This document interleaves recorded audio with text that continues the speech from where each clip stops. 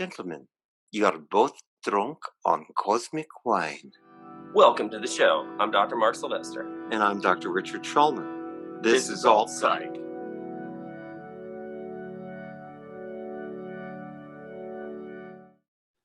Welcome, everyone, to this week's edition of The Non-Ordinary Mind. Yes, what kind of non-ordinary mind will we be looking at today, my friend? Well, the topic of today, funny you should ask, is Well, actually... I kind of had an intuition about it. Did you have ESPN? I think I did. And what else? ESPN? ESPN, the sports network? No? Oh, I never realized that. It was the Intuition Network. Yeah. Well, funny, you should make that hilarious joke about ESPN because the topic literally is ESP, or extrasensory perception and precognition. So, people have heard of these. I mean, they've heard of precognition, they've heard of ESP, but in researching this show, we went down the rabbit hole, didn't we? And we're going to have some interesting thoughts and perspectives, our flavor, our style on what this is, what it could be not, what it might mean for humanity, why it's important in 2020. Is it still 2020, Austin? Yes, she's confirming it's still 2020. But 2020 was a leap year. February 29 days. April had 300 days. May. So we were supposed to skip this whole year. That's why we're in this hellscape. Like that, yes. Well, I think that for us, at least for me, ESP is sort of the same as everything else. I mean, I grew up with it, but for a lot everyone had ESPN. Oh, ESP. Gotcha. ESP. There was a time that ESPN was something special, and now not so much. But ESP, for some people, it's just kind of what they live with. It's really not that extra. But for some people, they don't want to admit that it even exists. Well, so let's define it a little bit better.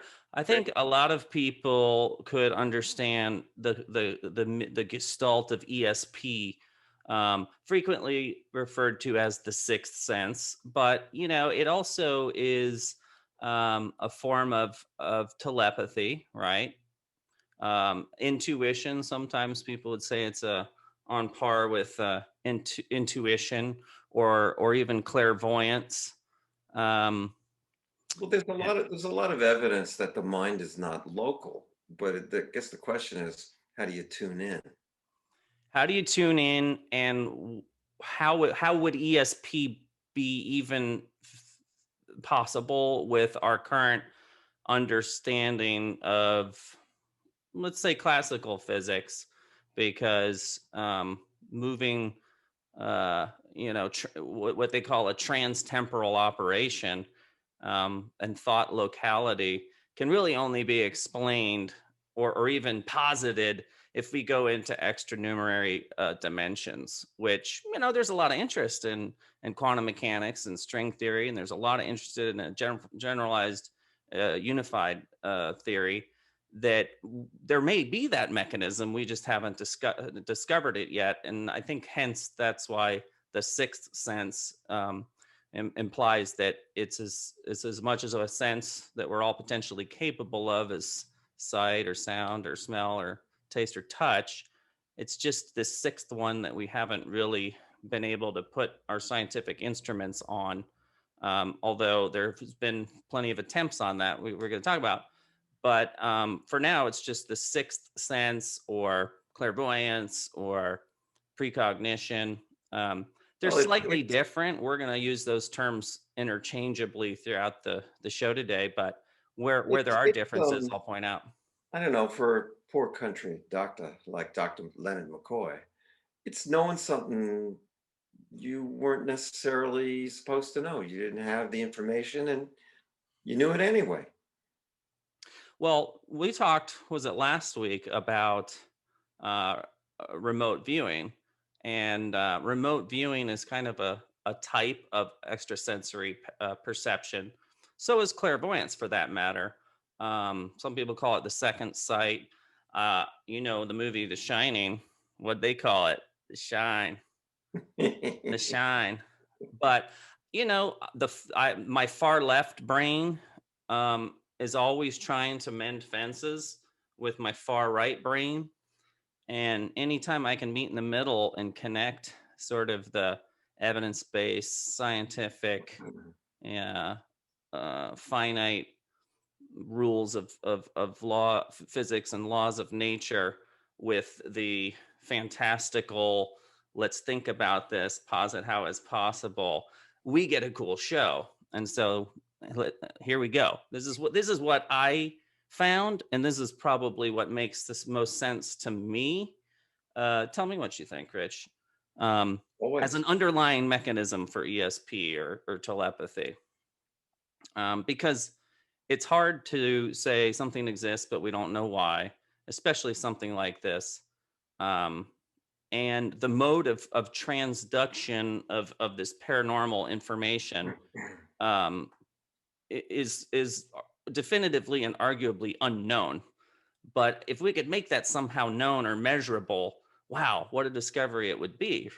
And so it if we let's just take, for the purpose of the show, the presumption that ESP is a kind of normal um, perception. Let's think of it as a sixth sense, and let's suspend belief for any of our viewers that are on the fence or um, not quite open to jumping on that ship themselves, so that we can look at the mechanism. Because to me, that's, if it's possible, looking at the mechanism gives you a lot to think. Like, okay, now I can understand that and hypothesize and believe this a little bit more. It makes a little bit more sense, and as it does to me, because there was an interesting study I found of recently discovered photoreceptors. They're called cryptochromes, they're actually present in all of our tissues, which is kind of interesting. I thought they were just in the eye for some reason, but they actually are in all of our tissues. They're an ideal candidate for ESP transduction at the initial perception stage, and I'll say why in a second. But basically, it's thought that the information, as it travels, I guess, to the observer or the receiver, triggers these chemical reactions inside these cryptochromes. And on a quantum level, it influences spin states of paired radical ions. So it's a process which activates the cryptochromes and then spreads their sum signal throughout the brain, creating a meaningful synthesis. Some people call it like a holographic pattern of the brain's neural network to generate a very, very complex um, imagery that we would recognize as whatever we're seeing or feeling. So if the reason why I like that is it explains how some precogs receive information much more emotionally, right? Hmm. Other precogs receive it visually. And so it may have to do, if we're working on this mechanism with the cryptochromes, it may have to do with, once the thought energy interacts with the cryptochromes and then spreads throughout the brain, where the largest density of those cells are, and then what they're tied to in that particular brain, basically how that brain's transceiver is set as to what image or thought or emotion will be generated. How's that for a rabbit hole? Wow, to me it was just a mystery, but I appreciate that you can go down there and try to explain it. Would you like me to go deeper? If you've got more, sure. Well, I can go all the way through to China. So Wow. check this. Turns out cryptochromes are concentrated in the eye and the pineal gland, right? The seat of the soul. We've talked about it before. And the chemical reactions that mediate ESP are thought to be most active in those locations. It's one of the reasons why Rene Descartes and all the way to Rick Strassman, they were all fascinated with the pineal gland, because it's the only sort of, not only, it's one of the most deep ancient brain structures that's midline, meaning you don't have a left and right hemisphere. And so it's thought that whatever information goes into it can spread out to literally any and all regions of the brain that it wants to. So it can also explain how certain mystical, transcendental, paranormal phenomenon, such as seeing gods or ghosts, like we talked about before, the distance healing, assuming they're energy based. If you want to Kind go of, down, if you going down the rabbit hole, I mean, you look at a picture of the pineal gland, where it sits in the brain, especially a side view, and what you get is the Eye of Horus, the ancient Egyptian symbol. So these old boys knew some things that were going down and were trying to point us in a certain direction. of There's course, they no, there, also snaked the brain out of their mummies' heads and threw it in the dirt. well, okay, if that was, what they did, I don't know, I wasn't there. But I do know that they were trying to give us some information. And I think information that'll make us live better because, when you and I cooked this idea up of non-ordinary mind, it wasn't, I mean, we love this stuff. So that's that's part of the draw, but it's really because if we can accept this part of ourselves, it gives us a bigger world. It gives us a more spiritual world, a And world that transcends the sort of materialism that we seem to be stuck in. not And just the materialism, but talking about the stress of the pandemic and all the external things coming at us, these darts that are sticking one by one, and 1,000 cuts are bleeding us to death. We well, I need think to if we have if that we moment. if we Like, have a bigger consciousness, a bigger world, um, we can see how we fit better. We can see things that go beyond just, well, okay, how am I gonna pay that bill? I mean, Carl Jung said that the modern day shaman needs to be a success in both worlds. And going down the ESP, um, it's information. yeah, It's information, and the thing that's happening now is people say, "Oh, well, science is all about testing and numbers." It's about observation and trying to figure out what the observation means. We get caught in what seemed to be almost a cult-like idea that we have to sign on to a particular way of looking at the world. And if you don't, then you're a kook or worse.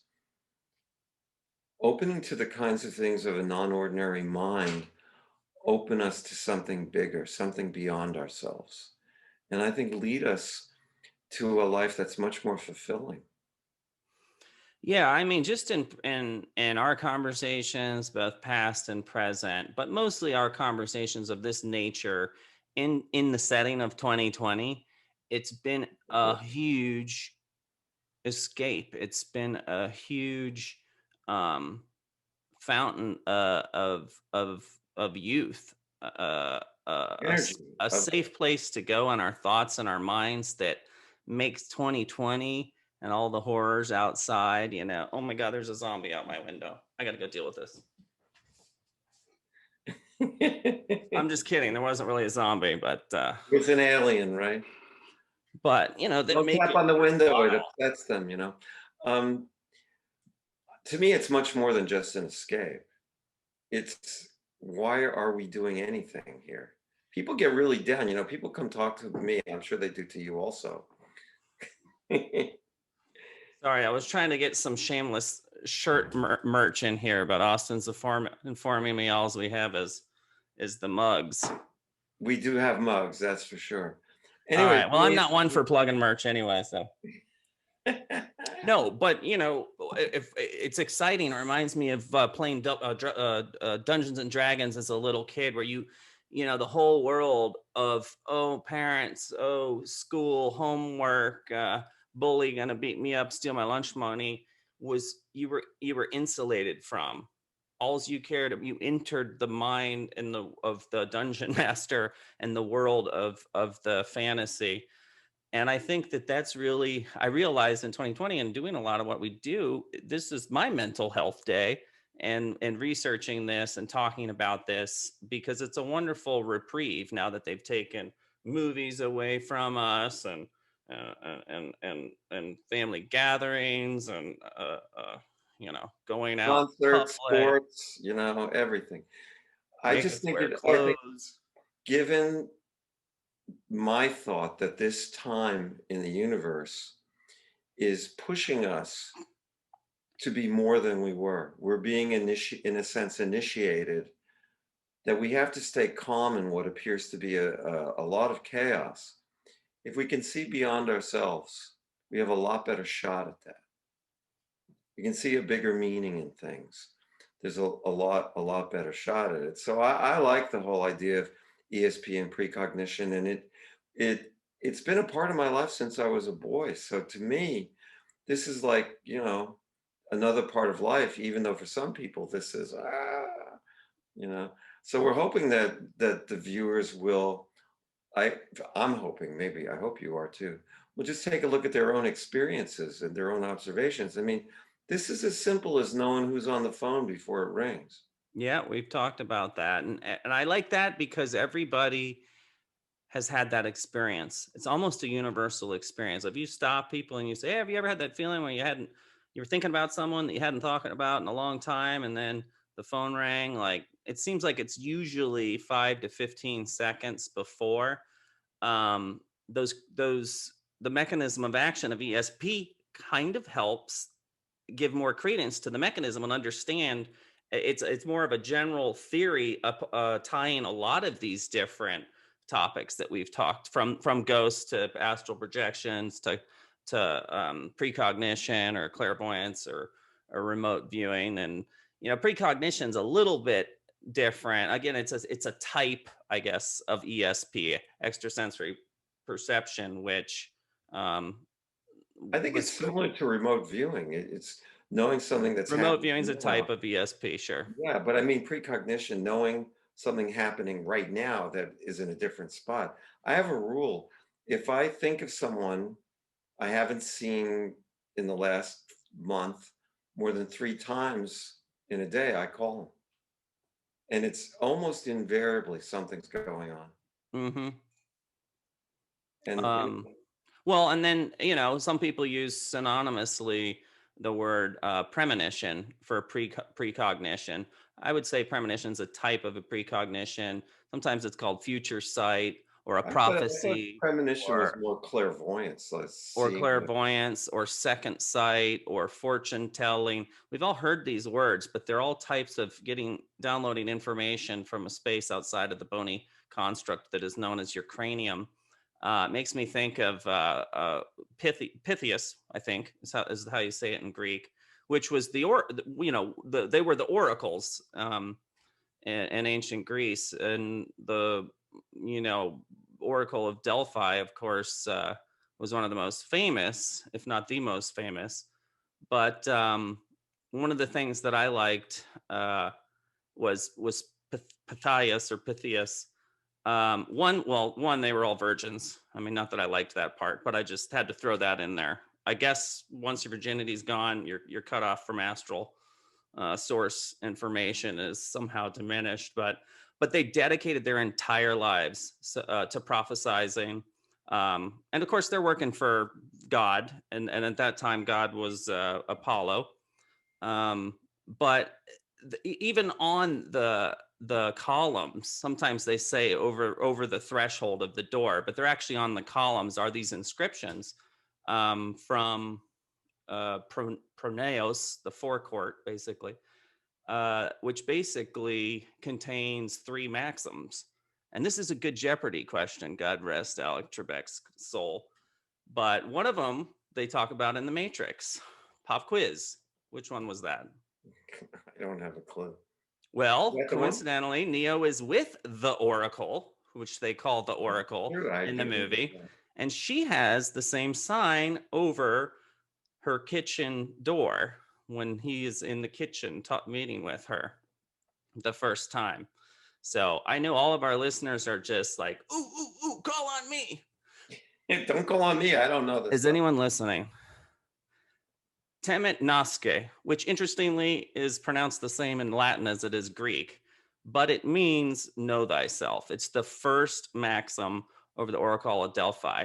So Know the thyself. answer of I don't have a clue wasn't right then. Know thyself.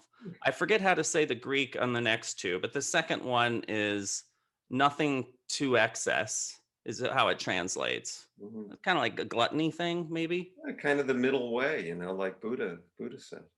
And the third one is the most misunderstood. Surety brings ruin, or make a pledge and mischief is nigh. That one's a little fun.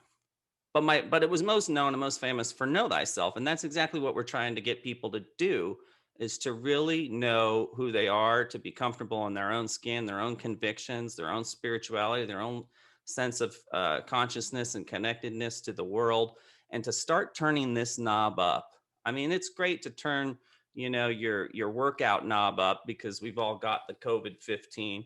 It's great to turn, volunteering up at the school up. All of these are wonderful, but we're not turning up our self care, our self spiritual care knob, or our self discovery. It's not even that we're talking about religion or spirituality. It's further developing our relationship with consciousness, starting with the greatest tool that we have to access it, and that's our own consciousness.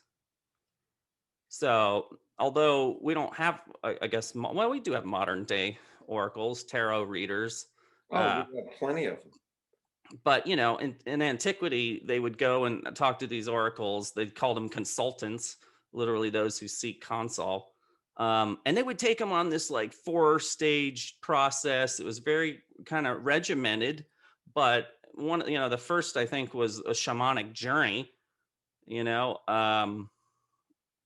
it was taken very seriously, almost like a religious ceremony, or an ayahuasca retreat, or the peyote for the Native American church, vision quests. It I think that we as a culture are very hypocritical about this. I'll give you an example. Jean Dixon, who was a psychic and an astrologer, worked for President Roosevelt, President Truman, President Eisenhower, President Kennedy, President Nixon, all the way up through Reagan. Okay. She probably had as much to do with our policy as any other advisor. Okay. But if you say, well, I go to an astrologer, or I consult with a psychic, everybody goes, oh, you're some kind of nut job.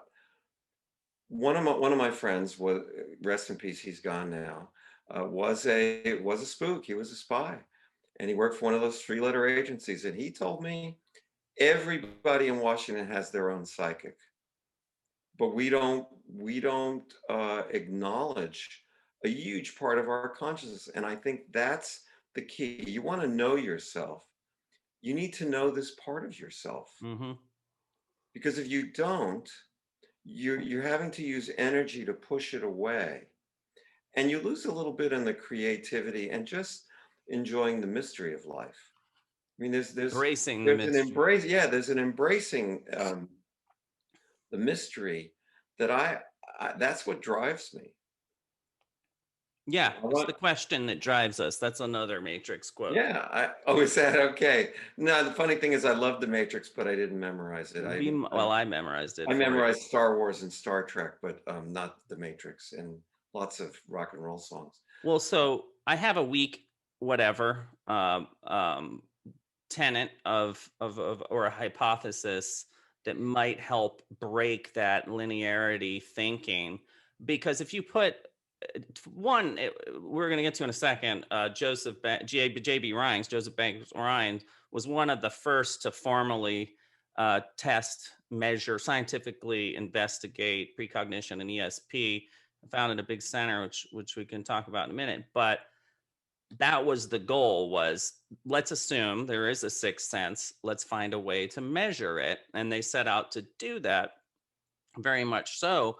But, coming from the scientific community, there was very much the knowledge and awareness that the very possibility of seeing into the future with our understanding of physics, violates causality because an event cannot occur before its cause. That's true. That's That's true. actually there are studies that would dispute that, believe Well, it or it's not. true in our current understanding. Now, if you, like we've talked about the timing of or the timelessness of a place, a space, a dimension, however you want to call it, where time is both existing in the past, present, and future simultaneously, kind of like, in the Matthew McConaughey movie Interstellar, when he's, trapped in the Tesseract at the end, he can literally go to any time and place. I liked that movie because it showed a Hollywood, whatever representative way that there may be some sort of a singularity point of consciousness where it can break not only, and we talked about that last week again with remote viewing, because remote viewers are thought to not only break um, spatial rules, right? Like you can't travel from here to Russia in the speed of a thought, but it also violated temporal rules. And so that's when we get to talk a little bit about retrocognition, which we're going to finish up with. But basically, you got to find a new mechanism that doesn't violate this concept of causality. Star Trek's attempted to explain that a bunch, right? With a lot of different time paradoxes and stuff like that. And I think that that's generally fascinating. But if you go off the premise that time in certain existential places exists both past, present, and future, now you've got no necessarily proof of that, but you at least have a hypothesis to explain how precognition could work. Well, Because to I like, me, I like hearing about people's experiences, and you jogged a memory for me. Astronaut Edgar Mitchell wrote a book about his moon journey. He was one of the 12 human beings that walked on the moon, and he was in Sarasota giving a talk. So at the end of the talk, it's Sarasota, so everybody's talking to each other instead of talking to him. And I said, I'm going to shake the hand of a man who walked on the moon. I went right up to him, stuck out my hand and shook his hand, introduced myself. And then I said to him, listen, don't name any names. Because he was talking about, he did an ESP experiment mhm, on the moon flight. It wasn't sanctioned, of course. He just did it. And he also wrote about a spiritual experience that he had on that flight. So I said to him, look, take me into the astronauts' locker room. I don't want to know any names, just you guys hanging out, talking to each other. Did any of the other astronauts have a spiritual experience on one of these moon flights? And he went like this. mhm. And then he said, they all did. He goes, but I'm the only one willing to talk about it. And I think that is a microcosm of what we experience in the culture. It's all over the place, but everybody feels like it's their little secret. They Right. can't admit it. Yeah. And that's why talking about it, I'm all sitting here worried about science and suspension of disbelief. I mean, this is the perfect time to do it because 2020 has had nothing to do with science or facts or reality. It's idiocracy, and it's a devastating pandemic, and we're not seeing objective truths clearly. So I think that we're all well poised to begin thinking outside of the box of our head. And these are just stimulating, fascinating topics to talk about. What you just said is a perfect segue into our show, of course, next week, which is going to be, again, an extension of this. But going back to just the precognition piece, um, JB Ryan, I mean, I know you know who JB Ryan was. He kind of was a huge benefactor back in the 1930s at Duke University's parapsychology lab. Of course, Ryan, they still have Ryan Hall in a department there. And he organized research, and I won't name a lot of the researchers because he ultimately gets credit for that whole project. but people have seen some of the work when they were using the old Zener cards, remember, with the Sure. different symbols, and information, um, that is passing forward to contact the future for some precognition, let's say, if that's how it works, would need to be carried by physical particles doing the same. And that's when you get into temporal mechanics and understanding faster than light travel. That breaks yet another law, unless you're in a higher dimension, and then you can pass very quickly or instantaneously this information. And then it could, again, it's a two-way communication, unlike Star Trek would always like to say it's a one-way, because what they call the retrocognition is doing the same thing, except passing information from the past, which is pretty cool. Here's the thing. When 9/11 happened, and a lot of things come back to 9/11, they had a computer, there was a computer that was generating random numbers for experiments.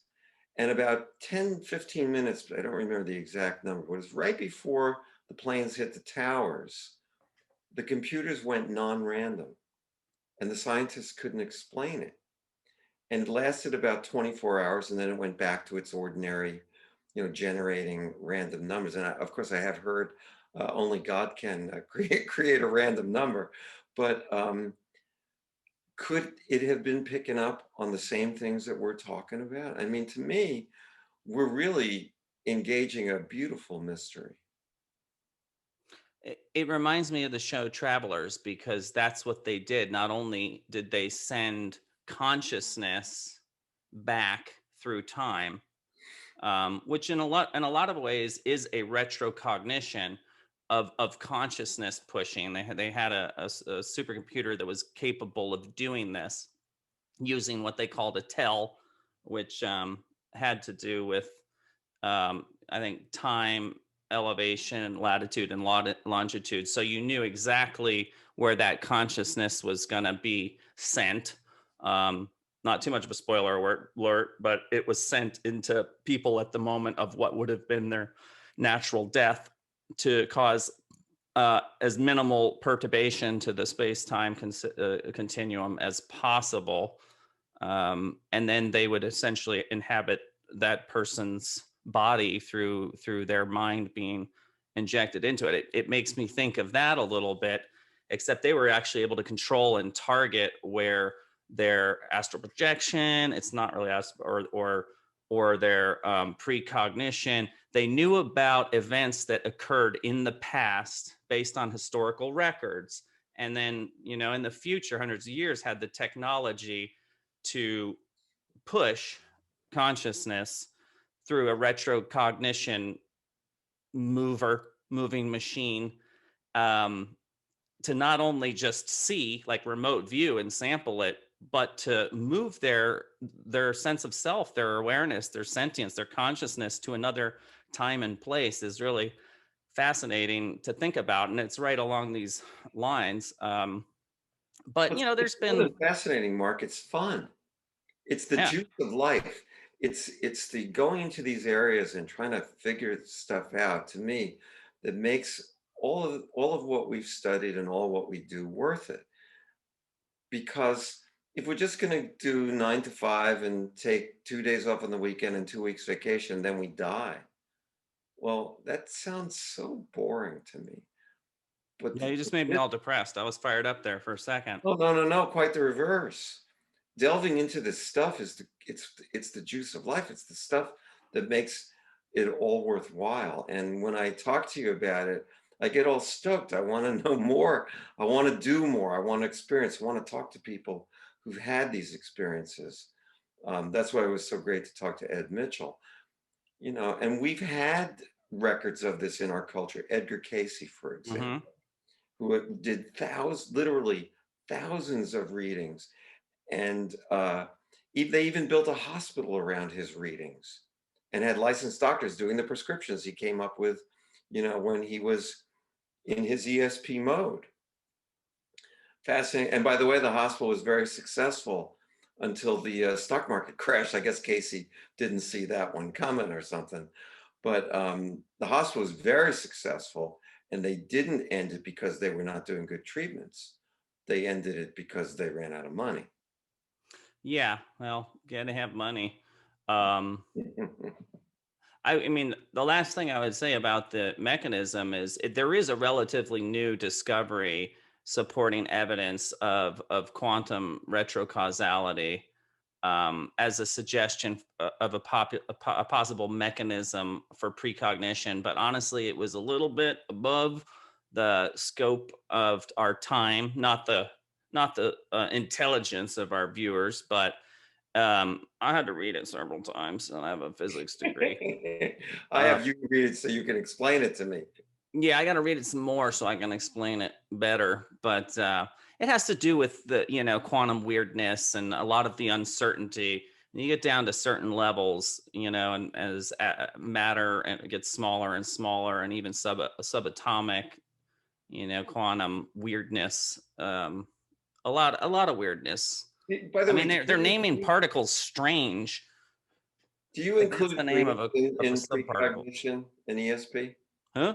Do you include dreams in precognition and Yeah, ESP? yeah. So a lot of alternative explanations for like, oh, that's not precognition, that's deja vu, or that's just a coincidental dream, or maybe it was an unconscious perception, where you infer from data that you learned in the past that you may not have, remembered in the moment. Then an event will probably happen in whatever context. The random number generators at 9/11 don't fit that one because that's certainly um, random.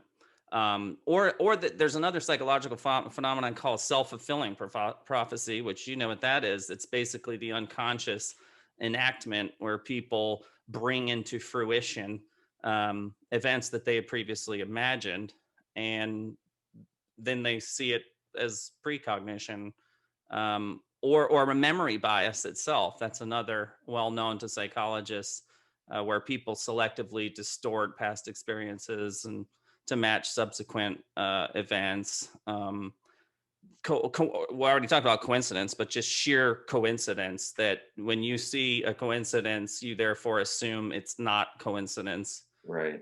And the last one that they get blamed for all the time is as a bias to precognition is retrofitting.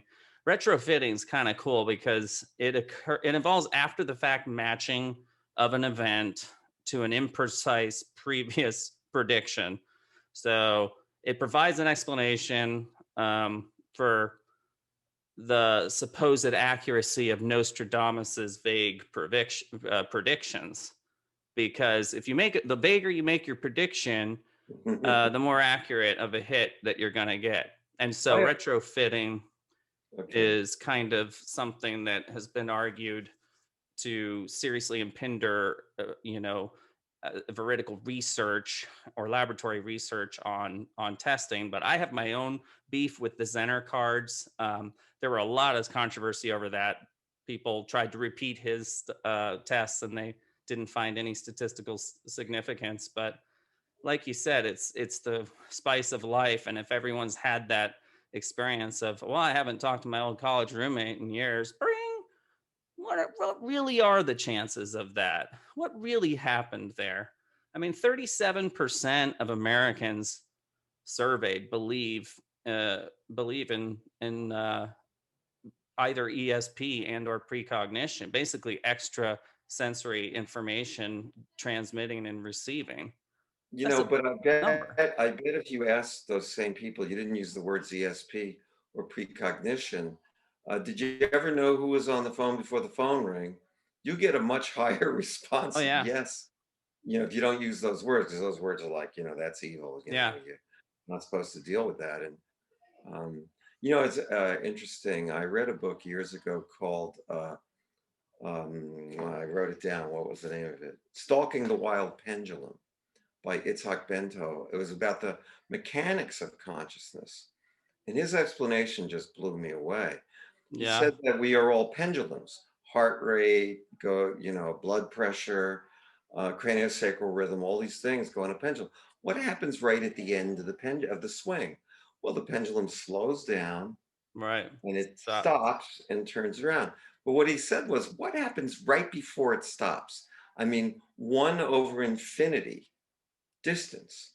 Well, he goes, well, you get rate times time is equal distance.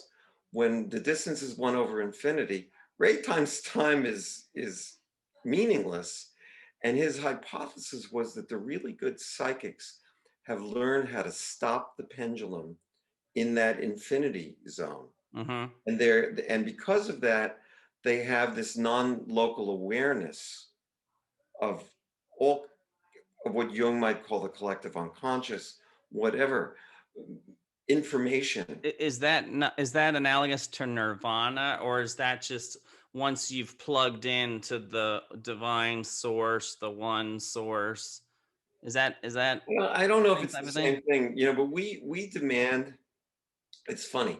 Michael Jordan, the greatest basketball player in history, hit 45% of his shots. If a psychic misses one, everybody says they're a charlatan. You should have seen that one coming. Yeah, something like that. It's information. What you Well, do with it is up to you, but to ignore it is kind of silly. let me give us more simplified picture of retrocognition, because going back to my first explanation of the mechanism, because if you can understand the mechanism, you can understand how all of these different things that we're talking about are connected, because it's the same thread that ties them all together. And one of the things, I mean, we always think about precognition. Well, think about retrocognition. So that's when you walk into, let's say, Gettysburg, the battlefield at Gettysburg. Let's assume that you weren't there in a previous life, if we could somehow figure that out. Let's assume that it's foreign to you, and you go there, and then you get in touch and in tune with, whether that's a visual impression or maybe just hearing the nature of the battlefield, a sense of cold or dark, or was it daylight, or maybe even hearing people screaming, bleeding, dying. Um, Assuming that's not ghosts, or, like I said, a memory of a past life, that could be retrocognition. That could be you bridging the gap between, you're standing on that hallowed ground, but you're bridging the gap between the time that your brain sits in and the time of the event that it occurred. And so to get through those two barriers, you can use precognition through the mechanism we spoke about before to, I guess, time travel, if you will, even though time exists both past, present, and future simultaneously. And you're there. You're there in the here now, but you're there as well, and can give accounts of things you see, smell, hear, that you wouldn't have otherwise known. That's retrocognition, knowing past events. And so a lot of times people describe it as seeing the past replay, like they're like they're actors on a stage. So if you have a good visual precog, um, they're sitting there at the battlefield looking around, and they're describing the uniforms and how hasty they're moving, how scared they are, what type of year, what time of year, what they're eating, details that may be known by some historian and some, but did they truly document how many baked beans versus, squirrels they were eating at the time? So you can get information retrocognitively through extrasensory perception, which I think is equally as cool too, because we always think about the future. I always think about the future. Oh, knowing the future. Do you want to know your future? Here's some tarot cards. Here's your palm reading. What if I want to know the past? I think Go it's there really too. cool. And I would say that being able to connect with the emotion, because if you're in a room and somebody's been angry in that room, you can feel that even if they're not in the room. It's like they leave a field there that you can connect with. And in a place like Gettysburg, let's say, and I did have a patient who did a past life in Gettysburg, and the symptom was she couldn't go into movie theaters because it was a red carpet. Mm-hmm. Well, the trauma was all the blood on the floor Mm-hmm. of the hospital. She was a nurse in that lifetime. But you're not exactly talking about that. You're talking about, I think, someone who can resonate with those vibrations from the past and access greater information, whether they were there or not. Right. That's That's what I'm hearing. retrocognition. Yeah. And it doesn't, I don't know if it's tuning into the frequency. If anything, I feel like they're like chronotons that are tuning into the time. Okay. Well, that's a different way of. It's a similar idea. It's Yeah. just tuning into a different kind of vibrations. So that's how I Yeah, think. but the vibration limits it to certain psi phenomenon. Whereas if you think of it as, um, the mechanism that I originally explained, it explains a lot more than just vibration or tune or Okay. being in tune. Or one thing you always hear about what are ghosts? Well, maybe they're echoes of the consciousness that was once there. Well, what if those echoes are from the time in which they were really Right. alive, and you see them walking through their kitchen? They might see you as, oh my God, I got ghosts, because they're the ones that are alive, and you're the astral body that looks like a damn ghost over there. Get out of my house. Get out of my house, brother. So the mechanism really kind of stimulated me on this one, because it ties in so many different psi phenomenon that we've talked about, and just the idea that the timelessness, and I guess spacelessness, but it's really about the bending of time and the nonlinearity of time, and that can even break out of the causality loop limitation argument we talked about at the beginning. So I think we're set for next week to be talking about really not just the extension of what you started to talk about before, Rich, religious and transpersonal experiences, but through this setting, we're going to really go down the rabbit hole with them, because there is a lot. I've already started my own research on the religious transpersonal show. And there's going to be a lot of really interesting stuff. Now, we're going to be talking more about the mechanisms and the concepts, and really nothing about history, because every religion has a long history of stories and claims and stuff like that. We're going to focus in on the what does it mean to the consciousness, which is really going to be super cool. So I, for one, can't wait. All right. I always can't wait for these things. I love doing this stuff. Yeah. I don't know how long we took, but it wasn't long enough. It never seems to go long enough.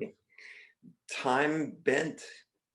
That's the thing, man. It only took about a minute. Why does 5 minutes at the dentist seem like it's taken so much longer than 5 minutes? Like I began to joke, 2020 was a leap year. Yeah, we should have leaped right over days, it. March 300 days, April 4 years or whatever. It's definitely been a bendy year. So don't forget to tell our viewers, Rich, to remember to be well. Well, we didn't get it that time. We try it again. 1, 2, 3. Be well. Oh, you want to slow be well. 1, 2, 3. Be well. And buy one of Mark's cups. They're not my cups. There are cups. They're on the Alt Psych Show merch. He's got an extra website. One. If you want it, first 5 callers get them for free. And he'll autograph it. Oh, and I'll even autograph it. Yeah. That's right. So thanks for joining us. See you next time. Stay out of the newspapers. Okay.